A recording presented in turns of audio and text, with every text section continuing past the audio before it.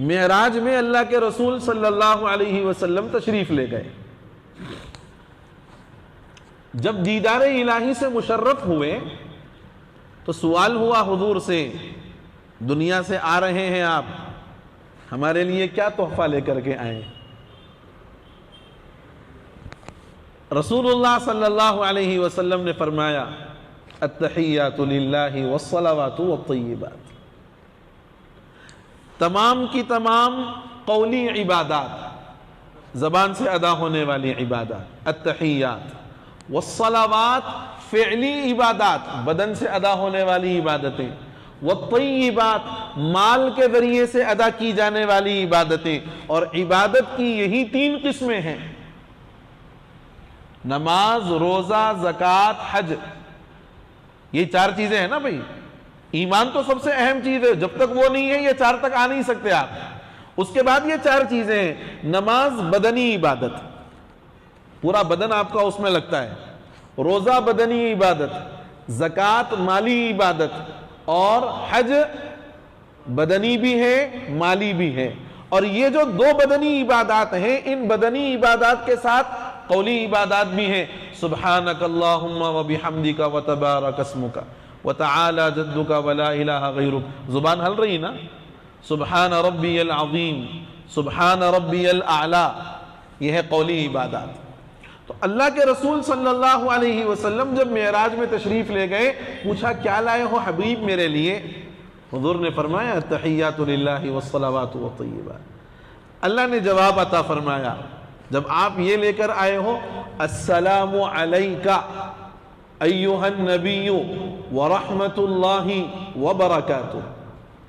دیکھو 3 چیزیں حضور نے پیش فرمائی نا, التحیات والصلوات والطیبات. السلام علیکہ ایہا النبی ورحمت اللہ وبرکاتہ, یہ تینوں کے مقابل میں ہیں. کبھی التحیات کی تشریح شاید نہیں سنی ہوگی, سنو بڑا مزہ آئے گا, مگر پھر وہی ڈر ہے صاحب ٹائم زیادہ ہو گیا, برق گرتی بھی ہے, کوئی مسئلہ نہیں نا. دیکھو 3 عبادات میں قولی عبادات زبان سے ادا ہونے والی, فعلی عبادات, مالی عبادات. فرمایا اگر زبان اچھی ہوگی سلامتی ہوگی اللہ کی طرف سے. التحیات کے مقابل السلام علیکہ. زبان اچھی ہوگی, کلمات اچھے ہوں گے, سلامتی ملے گی اللہ کی طرف سے. فعل اچھا ہوگا, کام اچھے ہوں گے, اللہ کی طرف سے رحمت ملے گی, ورحمت اللہ. اور اگر مال اچھے طریقے سے حاصل کر کے اچھے طریقے پر خرچ کرے گا, وبرکاتہ, برکات ملیں گی اللہ کی طرف سے. یہ ہے تحیات کا اصل مفہوم.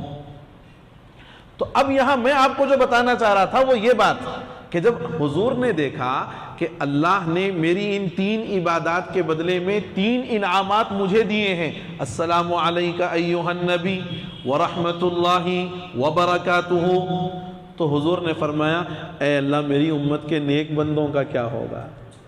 جیسے ابراہیم نے یہاں فرمایا کہ اے اللہ امامت کے منصب کو میری اولاد کے لیے بھی عطا فرما دے, تو اللہ کے رسول نے وہاں یاد فرمایا حضور نہ ہمیں فرش پر کبھی بھولے, عرش پر گئے تو آپ نے ہم کو نہیں بلایا.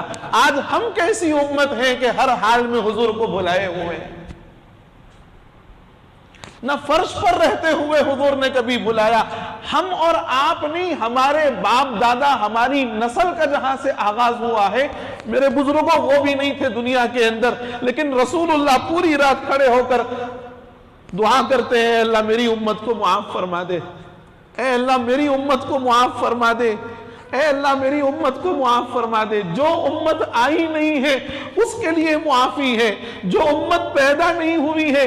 حضور ہر سال 2 مینڈے ذبح کرتے بقر عید کے موقع پر, ایک اپنے لیے ذبح فرماتے اور دوسرا جب آپ ذبح فرماتے تو کہتے ھذا من لم یضحی من امتی, اے اللہ میری امت میں سے وہ لوگ جو ذبح نہیں کر سکتے یا جو آئیں اور ذبح کرنے کی طاقت نہ ہو, ان ساروں کو میں ایصال ثواب پہنچا رہا ہوں.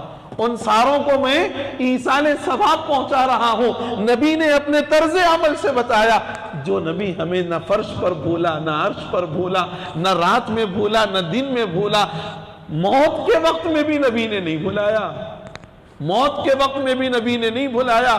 کہا جبرائیل سے، جبرائیل ذرا جا کے معلوم کر کے آنا کہ میرے چلے جانے کے بعد میری امت کا کیا ہوگا۔ میں اور آپ ہوتے تو کہتے میرے بیوی بچوں کا کیا ہوگا، میرے ماں باپ کا، میرے کاروبار کا کیا ہوگا۔ نبی نے فرمایا میری امت کا کیا ہوگا۔ اور آج ہمارا حال یہ ہے، ہم ہر مقام پر نبی کو بھلا دیتے ہیں، ہر مقام پر نبی کو بھلا دیتے ہیں۔